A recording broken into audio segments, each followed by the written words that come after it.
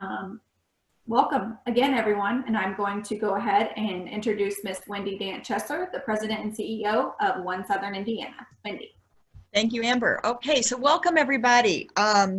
Lots of activities change very regularly, and as we've all survived the last 2 months, it sometimes feels like 2 years or more. The better we can prepare you with information as to what to expect, I think the better off your businesses and even your mental health will be. Businesses like certainty, and this is certainly a time that we haven't been able to provide a lot of certainty. And sometimes it helps just to sort of get ourselves out of the day-to-day and to look into the future, maybe to put some predictions on what to expect. We don't know if they're going to, there's a lot of moving parts, lots of things could change, but we're pleased to be able to offer this session today. We couldn't offer this session or hardly any of our sessions if it weren't for our sponsors. And I'd like to give a big shout out to Duke Energy. They are the sponsor for today's session. You'll see me drinking from my Duke Energy water bottle because I suck up to sponsors that way. So thank you to Duke Energy. And I would like to introduce Lisa Huber. Most of you know Lisa. She's the Government and Community Relations Manager for Duke Energy. She's a past chair of the One Southern Indiana Board of Directors. And back in November, when things seemed a little more normal than they are now, she was one of our big ACE Awards winners. So Lisa, I'm going to turn it over to you. Thanks for joining us and doing this. Thanks, Wendy, for having me, and we appreciate the opportunity to sponsor today's program.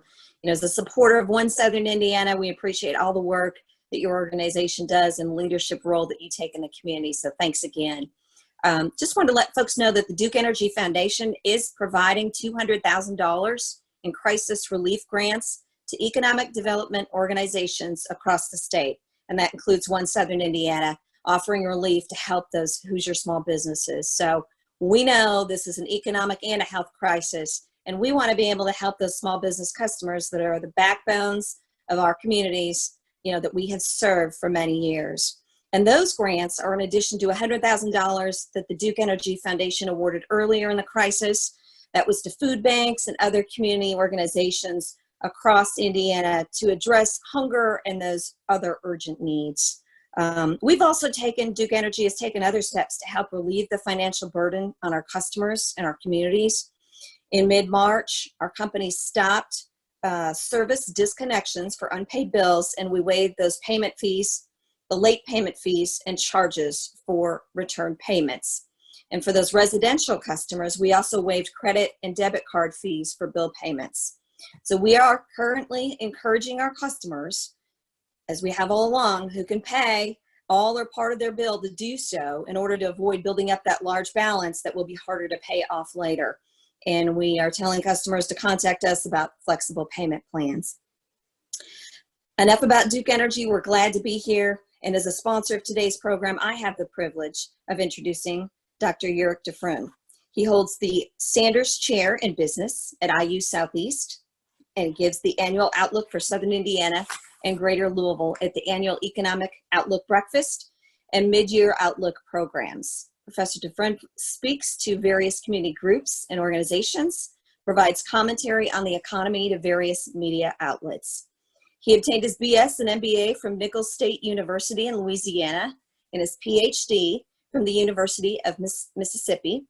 Dr. Dufrene has been serving as Executive Vice Chancellor of Academic Affairs the past 7 years.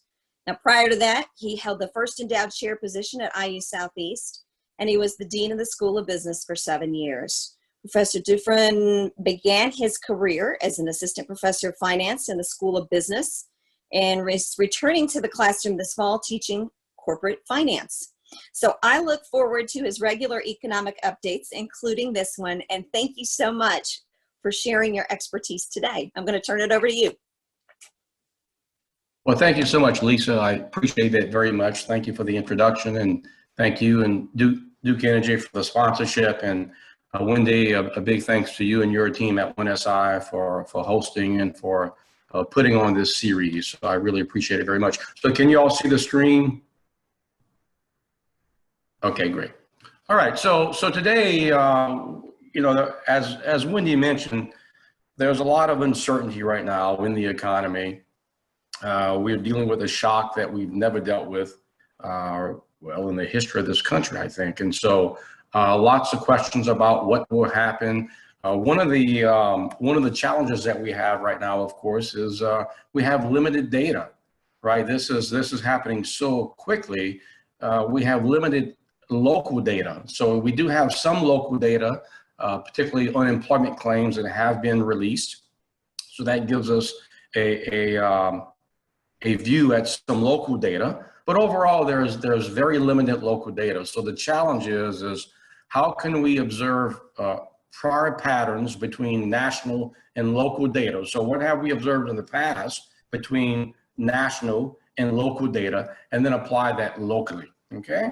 We do have some, in addition to the unemployment claims that's now available at the local level, we do have metro level data. So we do have employment counts or payrolls data at the metropolitan area, and I'll be able to talk about that too as well. So what I hope to accomplish here is to provide, again,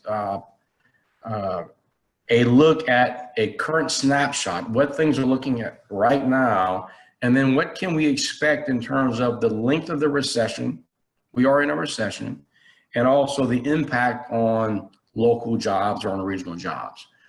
The wild card with everything I will say is that this recession is different. And so while we can go back to the 1940s and observe the relationship between national indicators and financial market indicators, or we can look at the relationship between local measures and national measures. This recession is different. And so that is the uncertainty. I just wanted to point that out as we go through this. So one of the things I look at daily now, in addition to economic data, is I look at this chart. And this is a chart of COVID cases. This is on the IUPUI website. And this particular graph sort of looks at the percentage change in cases. And you can see here that the percentage change is leveling off, right? Now, everything I will say this morning, every prediction or outlook that I will provide, it really hinges on all this, okay? It's really, and there is, of course, uncertainty with this.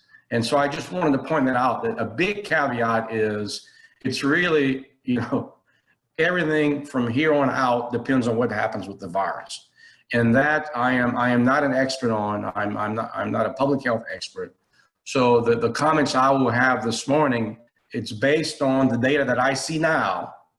How can we take that data and formulate some conclusions about the future?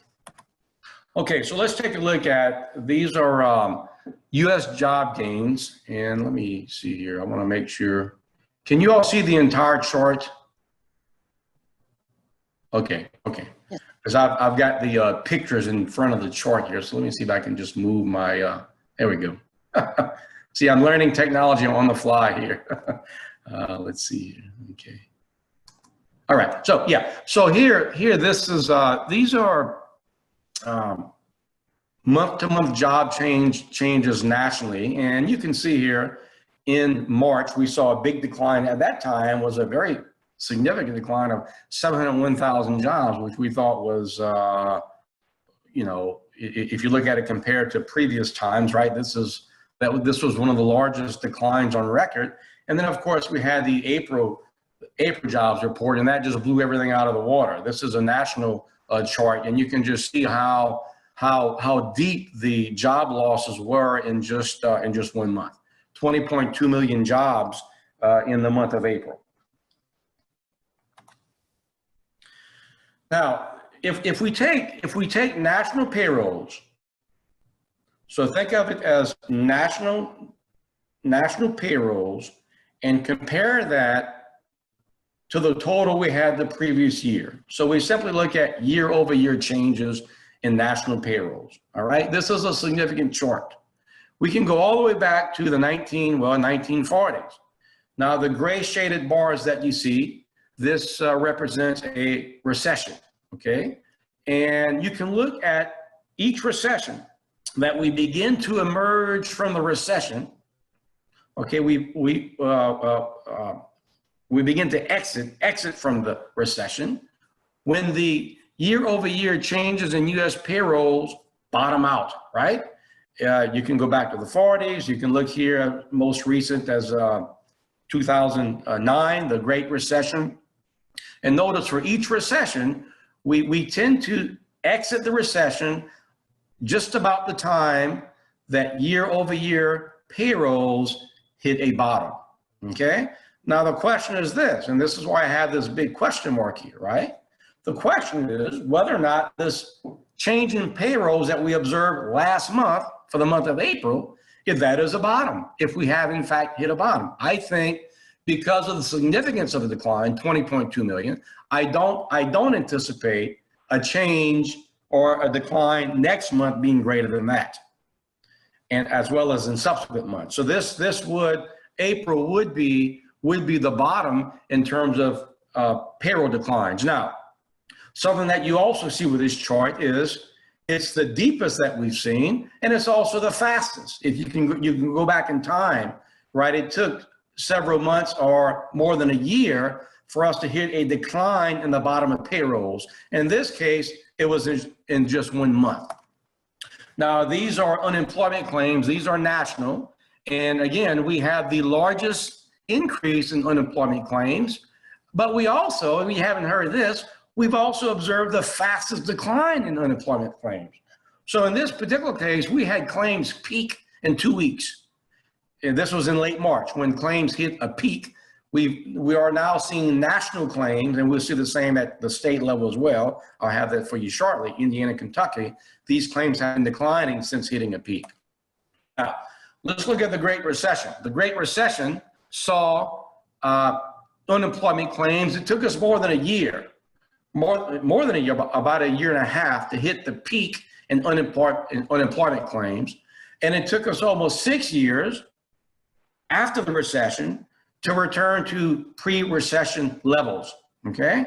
This time is different. In this case, we may have, I say may have, because of, again, uncertainty with particularly what's surrounding the virus, but we may have hit a peak in unemployment claims in just 2 weeks. All right, this is an important chart. When you think about the peak in unemployment claims, if we have hit a peak, and I think we have passed the peak, if you think about the bottom in year-over-year job losses, and again, this is at the national level, and I think we had hit a bottom. Look at each recession, right? Now the data for both series go back to the 70s, so you can start in the 70s, right? When unemployment claims peak, that's the blue line, that matches more or less the bottom in overall payroll losses year over year. Same thing in the 70s, in the 80s, early 90s, early 2000s, and the last Great Recession. When payrolls bottomed out, that corresponded with a peak in unemployment claims, okay? So if we fast forward to today, if we're past the peak in unemployment claims, and we have reached the bottom in overall and year-over-year job losses, that would tell us then that the exit in this particular recession will be quicker. It doesn't mean that it won't be deep. It will be a very deep recession as we see with job losses, but it's not going to be as long as what we saw in the 2008 recession.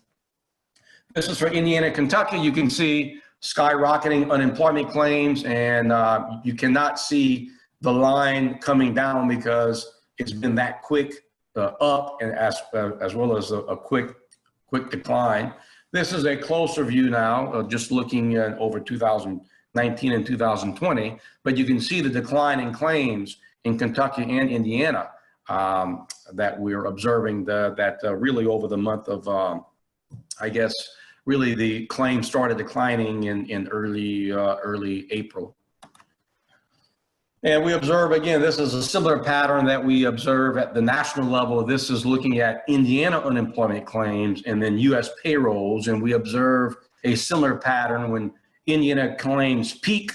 That usually corresponds with a bottoming out of year-over-year job losses.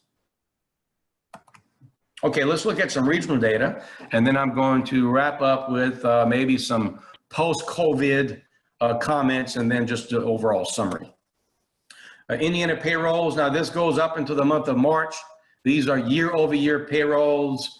We were beginning to see some layoffs in March, right? Some, but really the job losses that occurred in March are not fully reflected in what you're seeing here, okay?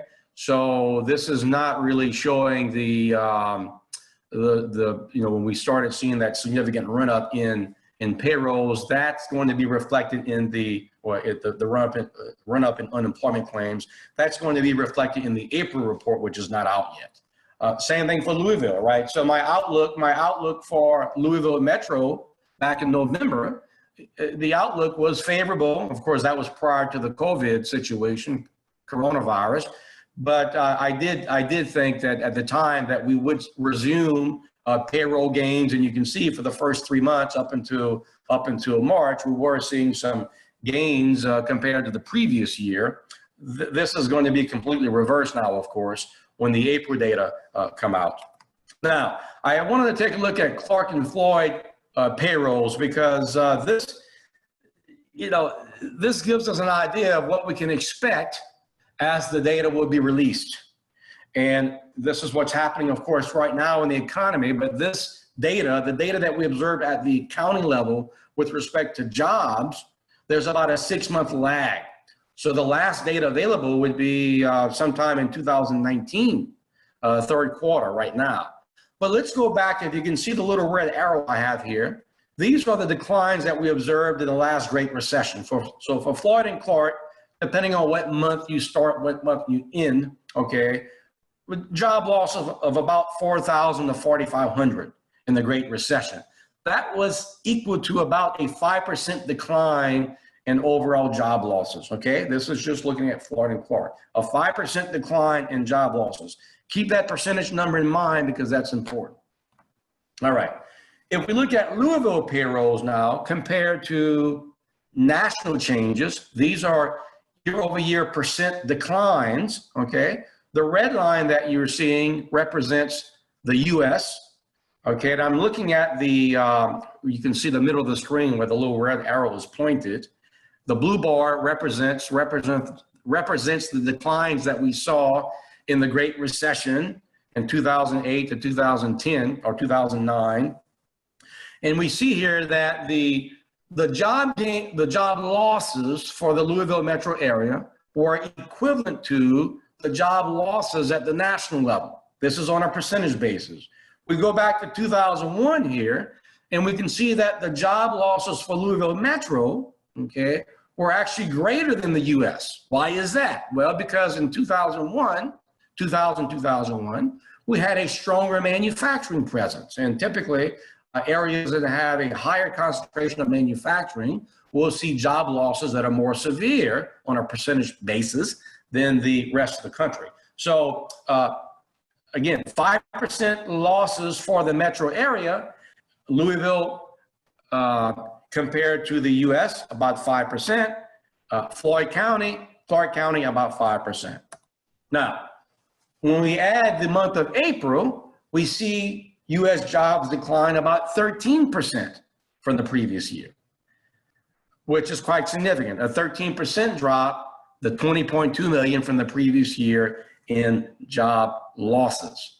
So if we add that, if we take that 13% decline, and I have no reason to believe that Louisville Metro is going to be significantly different from that, same thing for Floyd and Clark County, then we would see the total jobs that we gained since the recession would be more or less, would disappear.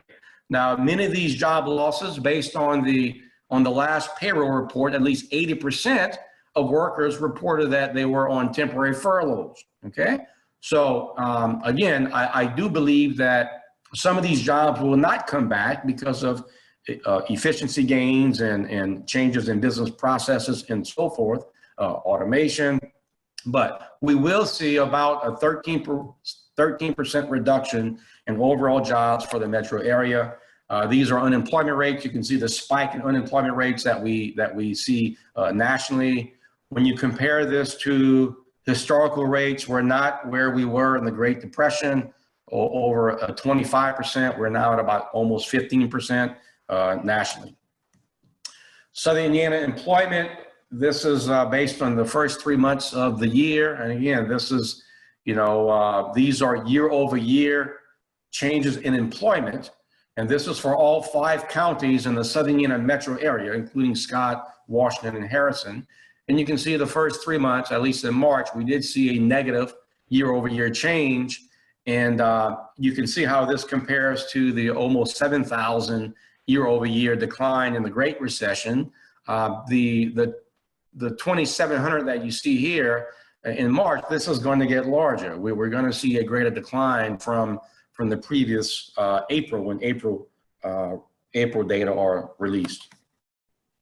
These are unemployment claims for Southern Indiana, and you can see similar to Indiana, similar to the nation, we are seeing new claims. New claims are declining, and this is a favorable sign in terms of and I don't want to lead us to believe that it's going to be fast growth as we exit. No, we're going to have slow growth as we exit the recession, but the length of the recession is going to be very deep, but not as long.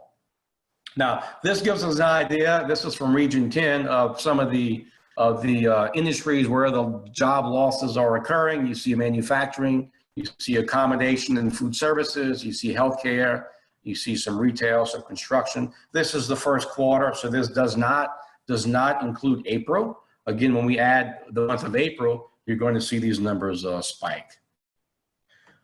Okay, what I would like to do is maybe, let me just get out of here, and I'm going to, if we have time, just go through some post-COVID comments, and then we'll just conclude with a general wrap-up of what we might be expecting. But these are just some general observations of what I think we can begin to expect as we, during and also post-COVID. And one is, I've got lots of data on the consumer and also manufacturing, but I know we don't have time for that. But one is just an overall structural change in consumer behavior and spending. Households are going to, are going to experience an increase in household savings rates. There's going to be an overall increase in conservatism in terms of spending, frugality. This is going to have an impact on the consumer and on consumer spending. You're going to see a higher risk aversion among small business and also corporate communities. And when I say risk aversion, I mean investment, business investment, right? The bar is going to be raised on investment, or maybe a higher rate of return is going to be required before business is willing to invest. I'm expecting to see new business models for entertainment, how entertainers, the revenue streams that they can rely on.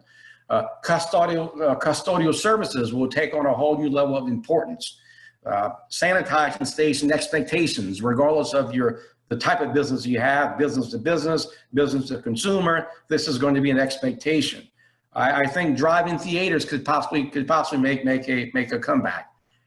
Restaurant cleanliness and routines, I think, will take on an entire new dimension, as something as simple as how clean the menu might be. Space is going to be a premium. If you have space, that's going to be viewed as a premium. Parking lots perhaps will have value that did not exist previously. A parking lot now has a whole new value to the establishment. I think you're going to see an increase in local delivery services. Of course, online shopping is going to continue to increase. Vacant commercial space, including malls, might have renewed value as, again, space becomes premium. How we shop in groceries might change in terms of one-way aisles, how clean the grocery store is, other protections. Nonprofits and fundraising, I think, will change in terms of how nonprofits fundraise and the types of events they can have. Some of these in-home personal services. I think buffet style dining, salad bars, and those types of things will probably have to go away for quite some time. And then as a result, catering may have to adjust, as we're doing here, virtual conferences, virtual trade shows.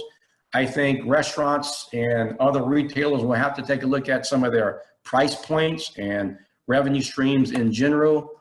I know that rental cars have taken a hit right now because people are not traveling. But after we get out of the COVID situation, I think you'll see a boost because people are going to rely on cars to travel for vacation as opposed to just airlines. Workplace safety will have new meaning, different processes and offices in the manufacturing floor. Calling in sick will now be an expectation. Whereas before, maybe people felt pressured that, well, I need to go in. Coughing and sneezing will sort of change. So if we're not feeling well, we definitely don't want to go out because we don't want to cough or sneeze.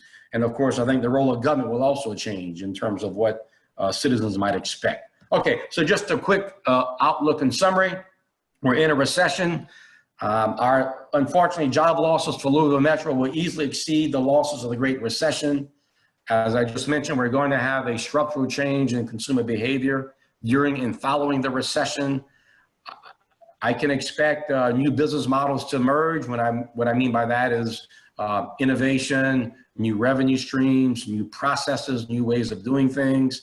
The question is, do we have a U, V, or W-shaped recovery? I'll answer that shortly. In terms of total job losses, you're looking at quite significant once we get through this. It's going to be one of the deepest, but I think also the quickest. And I think after the official definition of the recession is over, we're going to see some slow growth emerging after the official recession, and that's because of changes in consumer habits. Due to structural shifts in the consumer and the overall risk aversion in the economy, I do think that we will observe a half V-shape, or what they're calling is, I guess, a Nike swoosh, but you can see here sort of a V and then just a very gradual slow growth after that. So, all right, that concludes my presentation. I cannot see the controls here. Let me. Yeah, if you can find a way to unshare your screen, then I got a ton of questions, Uric, before we open it up to everybody. That does it. Great, thank you very much. Okay, so even this pandemic has and the recovery has a sponsor. We just heard I guess it's Nike is the sponsor here. Couple just immediate questions. You talked a lot about how this recession is likely to be quicker and deeper. Why? I mean, the numbers tell a story of what we could expect or how to expect it, but why is it this way? Do you have any insight as to why we can look for a quicker recovery, even though it's so deep? Well, for this particular recession, right? So this was not brought about by a financial crisis like the last recession. The last recession was due to the financial crisis, and going back to, I think, the 1800s.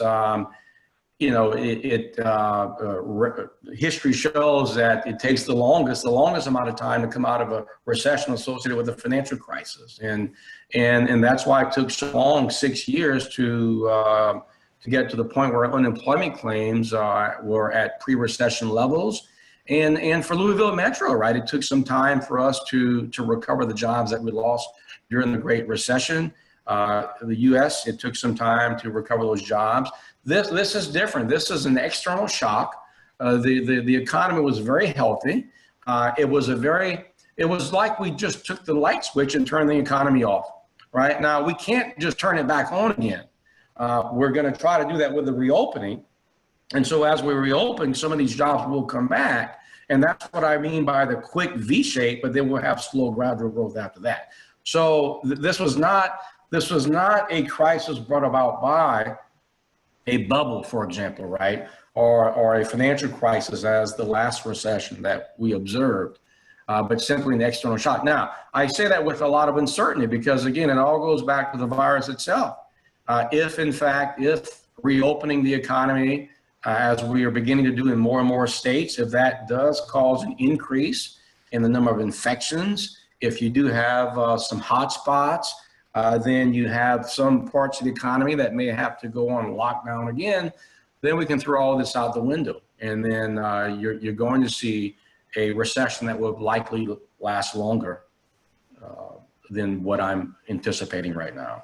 Okay, well, I'm going to go ahead and ask another question, but I encourage anybody, I see a couple of notes in the chat boxes. I'll get to those in just a second, but let me ask this question. And I love the I'm a glass half full kind of gal typically, but I do have to ask the question, besides a reoccurrence or of the virus, or the virus becoming a little bit more of or on a rise, besides the virus itself, what are those other threats that you think could negatively affect this outlook? Yeah, a very good question. So let's think about the Great Recession, right? That was a recession that started because of various securities on Wall Street, right?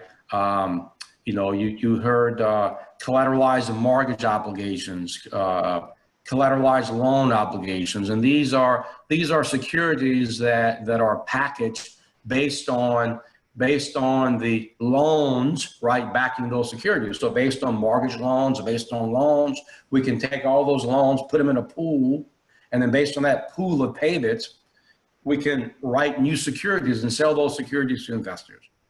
Now, the last recession started when we were having problems in some of those securities because of problems in the mortgage market. So we had Wall Street problems that then spilled out into Main Street, right? So the recession went from Wall Street to Main Street. In this case, we have Main Street problems, right? Problems that are starting on Main Street because we had to close the economy down. The risk is that if these Main Street problems then spread to Wall Street, right? Now, the response from the Fed, I think, has been tremendous.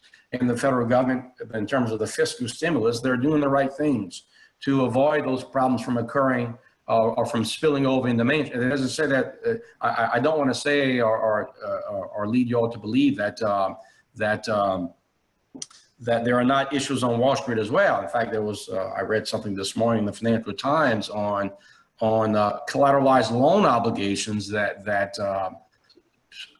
these instruments could be running into some risk because of defaults in loans for those particular instruments. So the loan, to sort of wrap up this answer, Wendy, the longer the recession lasts and the more difficulty that borrowers have in making payments for the long term could then lead to other problems. Great. And spill over into, yeah. So let's get to some of the questions in the chat. I see a few of them coming in. You just talked about the role that the federal government has played, either through the Fed but specifically the CARES Act and the PPP program. First question is a statement that the unemployment claims are going down because of PPP, the Paycheck Protection Program. Isn't it too preliminary to make a forecast on how quick we are coming out of this based on the changing regulations around PPP, guys? Well, that's a very good question. And again, the PPP was intended to be a bridge, right? Serve as a bridge until we come out of the virus, at least our infections decline, serve as a bridge to get us to the other end, okay? Now, there are some other indicators, and again, all of this is based on what's happening with the virus itself. There are some other indicators that I did not share this with you this morning, but if we look at what's happening in the equity markets, in the Dow, for example, Dow Jones Industrial Average, we can go all the way back to the 1940s. And again, this is based on what's happening in the equity markets, but the stock market generally bottoms out, hits a bottom about 6 to 9 months prior to the end of a recession. Okay, so in this case, the Dow hit a bottom in late March, and since then we've recovered about maybe 30%, maybe plus or minus. I'm looking. Oh well, might be minus now because we're down 378 right now. But you know, I don't think, and others feel the same way, that we may have hit a bottom in the Dow. If that is indeed the case. Again, go back to the 40s. Generally speaking, it's a predictor to a recession in about 6 or 9 months to go. So that's another indicator that leads me to believe that this is going to be a quicker recession, a very deep recession. Now, again, that doesn't mean that the unemployment rate will gains to the unemployment rate will decline. after the recession the unemployment rate is a lagging indicator. You'll continue to see gains in the unemployment rate as we saw back in 2009. The unemployment rate was still increasing, but we were officially out of the recession. Okay, that helps, and I know as just a follow-up to that idea, do you believe that the congressional discussion about another CARES Act, another tranche of funding for PPP and other programs, are those things likely to help as an insurance package against lengthening the recession, or do you think that we've reached a saturation point on how much the federal government can do to help? No, I think additional stimulus will help, because again, we're talking about significant job losses, and I don't want to underestimate that. Deep job losses. Okay, and again, I'm just based on historical patterns. I'm offering that this is going to be a quick recession, but that does not mean that there's not a tremendous amount of pain over that short amount of time. And so it's really critical that we get households and businesses to the other side of this tremendous obstacle that we've come across.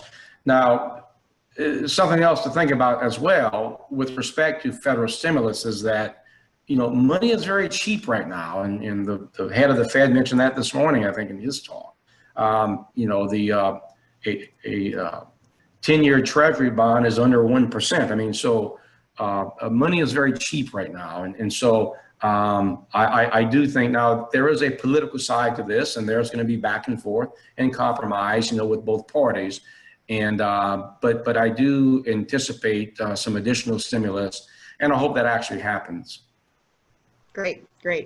Little professional courtesy here from a colleague of yours, Dr. Andrew McCart, says great charts and information, so thumbs up there. Question though on the fact that a lot of times people double down on education and skills training during a recession. What do you think we can expect from higher education, of which you're both in, and workforce development in general on the backside of this? Yeah, that continues to, as you know, Wendy, because when SI and others have done and are doing a lot for that workforce development. That doesn't go away. In fact, if anything, it becomes even more critical as businesses emerge from this recession and they become more innovative, and they might rely on processes that will lead to greater productivity. They also, in order to see those gains in productivity, employees need to have those skills as well. So I think training continues to be critical. Obviously, not generally speaking, in a recession, higher ed typically sees an increase in enrollments. I don't know if we're going to see that this time, because again, this recession is different. But I think this is an opportunity for the entire region. When I say the region, Louisville Metro, the state of Indiana, we do lag, and I've talked about this before in other talks. We do lag the country in baccalaureate attainment. And that is Louisville Metro, as well as the state of Indiana. That is a critical challenge for the state and for the region. And if we can figure out a way now as a region, as a state, to see gains in those attainment rates, it is an opportunity for us to catch up with other metro areas and with the rest of the country. Because when you're talking about the kinds of jobs that are coming down the road, and there have been lots of discussions about artificial intelligence and all that like that, education is critical. And obviously I'm an advocate of it. I am in the higher education sector, but as a region, I think it's critical for us. And so this really is an opportunity for the region, Louisville Metro, and the state to hopefully see gains to our baccalaureate attainment rates. Okay, thank you for that. I've got one final question, but I want to let everybody know this will be your last call. If you have a question, put it in the chat box, or Amber will make sure that it gets our attention. But let's talk about the types of jobs. I mean, you mentioned that manufacturing has taken a big hit during the layoff periods in March and possibly April. Do you see those jobs being the first ones that are brought back? as we start to get out of recovery? And how do we then take that to the to those jobs that typically are considered less skilled, more human to human contact jobs? How do you see the bringing back the jobs based on sector playing out? Well, I think, yes, I think manufacturing, some of these jobs will come back first because, you know, they, in some cases, right, they had to shut down because of, simply because of stay-at-home orders, right? And we're seeing that with Ford now. I think Ford and some automakers are calling their employees back. So I think now, but I don't want us to believe that, or to suggest that manufacturing is going to see a very quick recovery. I think you're going to see a bounce back to satisfy some of the demand out there, but because of this overall structure change in the consumer and in household spending, I think manufacturing will see some slower growth. Now, I've got more information on this. I didn't share this with you. Inventories right now nationwide are very high relative to the past several years. And that was one of the reasons why we were seeing an overall sort of decline or retrenchment in manufacturing employment. And so that, I think, is another challenge for the manufacturing sector. But yes, manufacturers will begin that, I suspect, calling some employees back. Now, I didn't get the second part of your question, Wendy, about the some of the what we call unskilled or lower skilled jobs. Those tend to be a lot of face-to-face human contact, servers, bartenders, which right. are skilled in my opinion, but there are a lot of different human to human contact jobs that could be affected possibly regardless of skill level.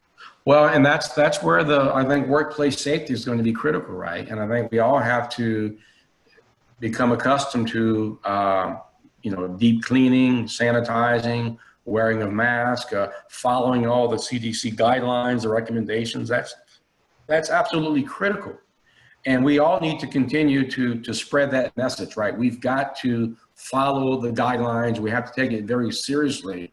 That's, of course, in customers as well as employees that we might be interacting with, because that is going to have an impact on, again, I'm not an epidemiologist, but an impact on the rate of spread, or that first graph that I share with everyone. But I also think, though, that will lead to innovation in those different sectors. And so I see restaurants becoming they're going to have to innovate. If we're talking about 50% capacity in restaurants, and we may be higher than that, right? That's the plan, is to increase it as we go through time. But restaurants and other establishments will have to re-examine their business model and look at revenue streams that may not require the kind of contact that you're talking about. And that applies, I think, to many different businesses that might interact with customers, right? So, but in times like this, you made the point about us using this technology, right? This brings about innovations, and we're going to see business processes and innovations come out of this that didn't really exist before, and it will become customary. It will be part of business, and so. In that we can already see some of these, but some we don't know about. Last question, and this one came in as well. People may not travel for a while, so the hospitality industry in general, but specifically even locally, we have a casino and a foundation from the casino that helps us so much. What are your thoughts on industry response for hospitality and specifically casinos? Yeah, that's a good question. I'm not a hospitality expert, but I think it's going to be based on confidence, on the confidence of the public. And so how, I made a presentation previously 3 weeks ago, I guess. And, if you think about it, right, when in the past, we would rate restaurants or rate hotels or leisure hospitality establishments based on the quality of their food or based on the comfort of the room or the activities or amenities associated with the hospitality asset, right?